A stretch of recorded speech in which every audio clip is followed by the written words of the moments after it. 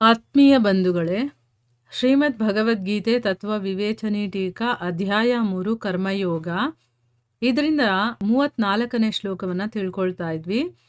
ಓದ ಭಾಗದಲ್ಲಿ ಪ್ರತಿಯೊಂದು ಇಂದ್ರಿಯದ ವಿಷಯದಲ್ಲಿ ರಾಗದ್ವೇಷಗಳು ಹೇಗೆ ಅಡಕೊಂಡಿರುತ್ತೆ ಮತ್ತೆ ಅವುಗಳ ವಶವಾಗದೇ ಇರೋದು ಅಂತಂದ್ರೆ ಏನು, ಆ ವಿಷಯಗಳ ಬಗ್ಗೆ ನಾವು ಕಂಪ್ಲೀಟ್ ಆಗಿ ತಿಳ್ಕೊಂಡ್ವಿ. ಅಂದ್ರೆ ನಮ್ಮ ಕರ್ತವ್ಯ ಕರ್ಮಗಳನ್ನ ಭಗವಂತನಿಗೆ ಶರಣಾಗಿ ಕೆಲಸಗಳನ್ನ ಮಾಡ್ತಾ ಇರಬೇಕು, ಅದನ್ನ ಸಮಭಾವದಲ್ಲಿ ನೋಡಬೇಕು. ಹರ್ಷ ಶೋಕಾದಿ ವಿಕಾರಗಳು ನಮ್ಮಲ್ಲಿ ಬರದೇ ಇರೋ ತರ ಆಗತ್ತೆ.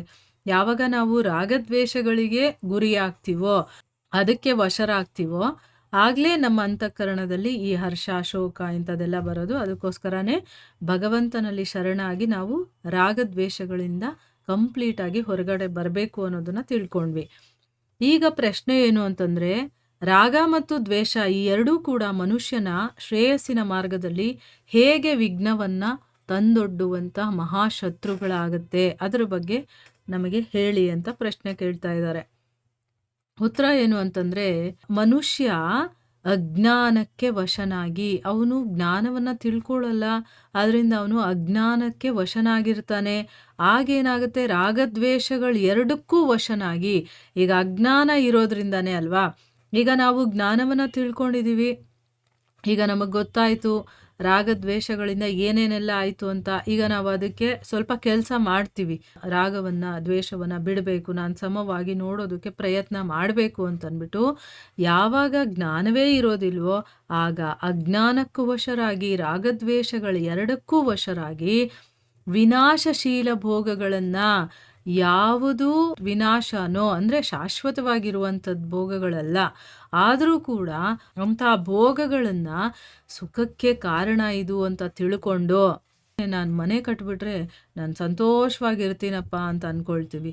ಮನೆ ಕಟ್ಟಿದ್ಮೇಲೆ ನಮಗೆ ಸಂತೋಷ ಸಿಕ್ಕಿದೆಯಾ, 1-2 ದಿವಸನೋ 1-2 ವರ್ಷನೋ ಇರತ್ತೆ. ಹಾಗನ್ಬಿಟ್ಟು ಬೇರೆ ಏನೋ ನಮಗೆ ತೊಂದರೆ ಅನ್ನೋದು ಇದ್ದೇ ಇರುತ್ತಲ್ವಾ, ಅದು ಶಾಶ್ವತವಾಗಿ ನಮಗೆ ಸುಖ ಕೊಡುತ್ತಾ? ಇಲ್ಲ.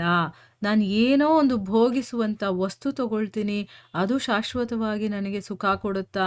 ಇಲ್ಲ. ಆದರೆ ನಾವು ಅಂದ್ಕೊಳ್ಳೋದೇನು, ಇದು ಶಾಶ್ವತವಾಗಿ ನನಗೆ ಸುಖವನ್ನು ಕೊಡುವಂಥದ್ದು ಅಂತ. ಆದರೆ ಭೋಗಗಳು ಎಲ್ಲ ವಿನಾಶಶೀಲವಾಗಿರುವಂಥದ್ದು, ಇವತ್ತಲ್ಲ ನಾಳೆ ಅದು ಹೋಗುವಂಥದ್ದು, ಅದು ನಮಗೆ ಯಾವತ್ತೂ ಶಾಶ್ವತವಾದಂಥ ಸುಖವನ್ನು ಕೊಡೋದಿಲ್ಲ. ಆದರೆ ನಾವು ತಪ್ಪಾಗಿ ಅದನ್ನು ತಿಳ್ಕೊಂಡು ಭೋಗಗಳನ್ನು ಸುಖಕ್ಕೆ ಕಾರಣ ಅಂತ ತಿಳ್ಕೊಂಡು ನಮ್ಮ ಶ್ರೇಯೋ ಮಾರ್ಗದಿಂದ ನಾವು ಭ್ರಷ್ಟರಾಗಿ ಹೋಗ್ತೀವಿ. ರಾಗದ್ವೇಷಗಳಿದೆಯಲ್ಲ, ಇದು ಸಾಧನೆ ಮಾಡುವಂಥ ಸಾಧಕನಿಗೆ ಮೋಸ ಮಾಡಿ ವಿಷಯಗಳಲ್ಲಿ ನಮ್ಮನ್ನು ಸಿಕ್ಕಾಕ್ಸುತ್ತವೆ. ಈಗ ಸ್ಟಾರ್ಟಿಂಗ್ ಏನು ಮಾಡುತ್ತೆ, ಒಳ್ಳೆಯದೇ ಮಾಡುತ್ತೆ, ಇದು ನಮಗೆ ಶಾಶ್ವತವಾಗಿ ನಮಗೆ ಸುಖವನ್ನು ಕೊಡುತ್ತೆ ಅನ್ನೋ ರೀತಿ ನಮಗೆ ಅದು ಉಬ್ಬಿಸುತ್ತೆ ಅದನ್ನು ಮಾಡೋದಕ್ಕೆ, ಆಯಿತಾ. ಆದರೆ ಅದನ್ನು ಯಾವಾಗ ನಾವು ಸಾಧನೆ ಮಾಡ್ತಿರ್ತಾನೋ ಮೋಸ ಹೋಗ್ತಾನೆ. ಈಗ ನಾವೇ ಏನೋ ಒಂದು ಆಧ್ಯಾತ್ಮಿಕದ ಕಡೆ ಬರಬೇಕು ಅಂತ ಸಾಧನೆ ಮಾಡ್ತಿರ್ತೀವಿ ಅಂತ ಇಟ್ಕೊಳ್ಳಿ, ಮಧ್ಯ ಯಾರೋ ಬರ್ತಾರೆ, ಯಾವುದೋ ಒಂದು ರೂಪದಲ್ಲಿ ನಮ್ಮಲ್ಲಿ ಬರುತ್ತೆ, ಆಯಿತಾ. ಈ ಸಾಧನೆನಲ್ಲೂ ಅಷ್ಟೇ, ನಾನೇ ಮಾಡಿದೆ, ನಾನು ಇಷ್ಟು ಮಾಡ್ತೀನಿ, ನಾನು ಇಷ್ಟು ಚೆನ್ನಾಗಿ ಹೇಳ್ತೀನಿ, ಇದೆಲ್ಲವೂ ಕೂಡ ನಮಗೆ ಮೋಸ ಮಾಡುವಂಥ ವಿಷಯನೇ. ಅದರಲ್ಲೇ ನಮಗೆ ಆಸಕ್ತಿ, ಆಮೇಲೆ ಅದರಲ್ಲಿ ನನಗೆ ಸಂತೋಷ ಸಿಗೋದಕ್ಕೆ ಶುರುವಾಗುತ್ತೆ, ಅದು ರಾಗ ಆಯಿತು. ಅಥವಾ ಯಾರಾದರೂ ನನಗೆ ಈಗ ಏನು ಹೇಳ್ತೀರಾ, ಏನೂ ಅರ್ಥ ಆಗಲ್ಲ ನೀವು ಹೇಳೋದು, ಅಥವಾ ಇನ್ನೇನೋ ಹೇಳ್ತಾರೆ ಅಂತ ಇಟ್ಕೊಳ್ಳಿ, ನೀವು ಹೇಳೋದು ಒಂದು ಸ್ವಲ್ಪನೂ ಚೆನ್ನಾಗಿಲ್ಲ ಅಂತ ಹೇಳ್ತಾರೆ. ಆವಾಗ ಏನಾಯಿತು, ನನಗೆ ಆ ವ್ಯಕ್ತಿ ಮೇಲೆ ದ್ವೇಷ ಬರೋದಕ್ಕೆ ಸ್ಟಾರ್ಟ್ ಆಗುತ್ತೆ.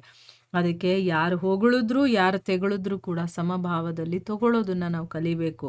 ಅಕಸ್ಮಾತ್ ತಗೊಂಡಿಲ್ಲ ಅಂತ ಇಟ್ಕೊಳ್ಳಿ, ಈ ರಾಗದ್ವೇಷಗಳು ಏನು ಮಾಡುತ್ತೆ, ಸಾಧಕನಿಗೆ ಮೋಸ ಮಾಡಿ ನಮ್ಮನ್ನು ಆ ವಿಷಯಗಳಲ್ಲೇ ಸಿಕ್ಕಾಕೊಳ್ಳೋ ಥರ ಮಾಡುತ್ತೆ. ಮತ್ತೆ ಏನು ಮಾಡುತ್ತೆ, ಅವನು ಯಾವುದೋ ಒಂದು ಶ್ರೇಯಸ್ಸಿನ ಮಾರ್ಗದಲ್ಲಿ ಹೋಗಬೇಕು ಅಂತ ಹೋಗ್ತಿರ್ತಾನೆ ಸಾಧನೆ ಮಾಡಿ ಅಲ್ವಾ, ಆ ಒಂದು ಶ್ರೇಯಸ್ಸಿನ ಮಾರ್ಗದಲ್ಲಿ ಅವನಿಗೆ ವಿಘ್ನವನ್ನು ಉಂಟು ಮಾಡಿ ಅವನಿಗೆ ತೊಂದರೆ ಕೊಡುತ್ತಲ್ಲಿ, ಆಯಿತಾ. ತೊಂದರೆ ಕೊಟ್ಟು ಏನು ಮಾಡುತ್ತೆ, ಈ ಮನುಷ್ಯ ಜೀವನ ಅನ್ನುವಂಥ ಅಮೂಲ್ಯ ಸಂಪತ್ತನ್ನು ಅದು ಲೂಟಿ ಮಾಡಿಬಿಡುತ್ತೆ. ನೋಡಿ ಎಷ್ಟು ಚೆನ್ನಾಗಿ ಎಕ್ಸಾಂಪಲ್ ಕೊಟ್ಟಿದ್ದಾರೆ ಅಂತಂದ್ಬಿಟ್ಟು. ಈಗ ನಾವು ಸಾಧನೆಯ ಮಾರ್ಗದಲ್ಲಿ ನಡೀತಾ ಇರ್ತೀವಿ, ಅಲ್ಲಿ ರಾಗದ್ವೇಷಗಳೇನಾದರೂ ಬಂತು ಅಂತಂದರೆ ನಾವು ನಡೀತಾ ಇದ್ದಂತಹ ಹಾದಿಯನ್ನೇ ತಪ್ಪಿಸ್ಬಿಡುತ್ತೆ, ಆಯಿತಾ. ಆಮೇಲೆ ನಮ್ಮ ಹತ್ರ ಇರುವಂಥ ಈಗ ಮನುಷ್ಯ ಜನ್ಮ ಸಿಗೋದೇ ಅಪರೂಪ. ಅಂದರೆ ಎಷ್ಟೋ ಜನ್ಮಗಳು ಕಳೆದ ಮೇಲೆ ನಮಗೆ ಭಗವಂತ ಈ ಮನುಷ್ಯ ಜನ್ಮ ಕೊಟ್ಟಿರ್ತಾನೆ, ಒಂದು ಚಾನ್ಸ್ ಥರ ಕೊಟ್ಟಿರ್ತಾನೆ. ಆಯಿತು, ಇಷ್ಟೆಲ್ಲ ಜೀವ ಯೋನಿಗಳಲ್ಲೆಲ್ಲ ತಿರ್ಕೊಂಬಂದಿದೀಯ, ನಿನಗಿನ್ನೂ ಒಂದು ಚಾನ್ಸ್ ಕೊಡ್ತೀನಿ, ಹೋಗು ಮನುಷ್ಯ ಜನ್ಮದಲ್ಲಿ ಸಾಧನೆಯನ್ನು ಮಾಡಿ ನನ್ನ ಹತ್ರಕ್ಕೆ ಬಾ ಅಂತಂದ್ಬಿಟ್ಟು. ಆದರೆ ಅಲ್ಲಿರೋದು ನಮಗಿವಾಗ 100 ವರ್ಷನೂ ಬದುಕಿರೋದಿಲ್ಲ. ನಾವು ಎಷ್ಟು ವರ್ಷ ಇರ್ತೀವಿ ಅನ್ನೋದು ಗೊತ್ತಿಲ್ಲ ನಮಗೆ. ಸಿಕ್ಕಿರೋದೇ ಒಂದು ಅಲ್ಪ ಸಮಯ. ಅದರಲ್ಲೂ ನಮಗೆ ನಾನು ಸಾಧನೆ ಮಾಡಬೇಕು ಅನ್ನುವಂಥ ಜ್ಞಾನ ಅರಿವು ಬರೋದು ಕಷ್ಟನೇ. ಅದರಲ್ಲಿ ಹೇಗೋ ಬಂದಿದೆ ಅಂತಂದಾಗ ನಾನು ಸಾಧನೆ ಮಾಡಬೇಕಾದ್ರೆ ಯಾವತ್ತೂ ಕೂಡ ಆ ಕಡೆ ಈ ಕಡೆ ನಮ್ಮ ಮೈಂಡ್ ಡೈವರ್ಟ್ ಆಗಬಾರ್ದು, ಆಯಿತಾ. ಈ ರಾಗದ್ವೇಷಗಳು ನಮಗೆ ಏನು ಮಾಡುತ್ತೆ ಅಂತಂದರೆ ನಮ್ಮನ್ನು ಹಾದಿ ತಪ್ಪಿಸುತ್ತೆ, ಮತ್ತು ನಮಗೆ ಸಿಕ್ಕಿರುವಂಥ ಈ ಮನುಷ್ಯ ಜನ್ಮವನ್ನು ಅದು ಕಸಿದ್ಕೊಂಡ್ಬಿಡುತ್ತೆ. ಅಂದರೆ ಆ ಮನುಷ್ಯ ಜೀವನ ಅನ್ನೋದೇ ಒಂದು ಅಮೂಲ್ಯವಾದ ಸಂಪತ್ತು ಅಂತ ಹೇಳಿದ್ದಾರೆ ನೋಡಿ. ಆ ಸಂಪತ್ತನ್ನೇ ಲೂಟಿ ಮಾಡಿಬಿಡುತ್ತೆ. ಈ ಕಾರಣದಿಂದ ಏನಾಗುತ್ತೆ, ಮನುಷ್ಯ ಜನ್ಮದ ಪರಮ ಫಲ ಏನಿತ್ತೋ ಅದರಿಂದ ಅವನು ವಂಚಿತನಾಗ್ತಾನೆ.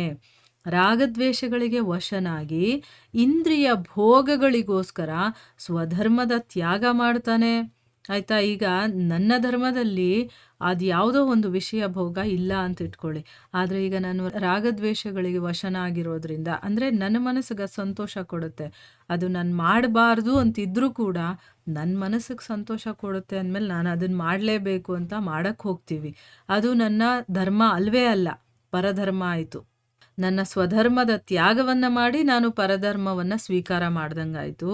ಅಥವಾ ನಾನಾ ಪ್ರಕಾರದ ನಿಷಿದ್ಧ ಕರ್ಮಗಳು, ಅಂದರೆ ಯಾವುದು ಧರ್ಮಗ್ರಂಥಗಳಲ್ಲಿ ಮಾಡಲೇಬಾರ್ದು ಅಂತ ಹೇಳಿರ್ತಾರೋ ಅಂಥ ಕೆಲಸಗಳನ್ನೇ ಮಾಡೋದಕ್ಕೆ ಹೋಗೋದು, ಆಯಿತಾ. ಇದೆಲ್ಲ ಮಾಡೋದ್ರಿಂದ ಏನಾಗುತ್ತೆ, ಇದ್ರ ಫಲ ನಮಗೆ ಸಿಗಬೇಕಲ್ವಾ.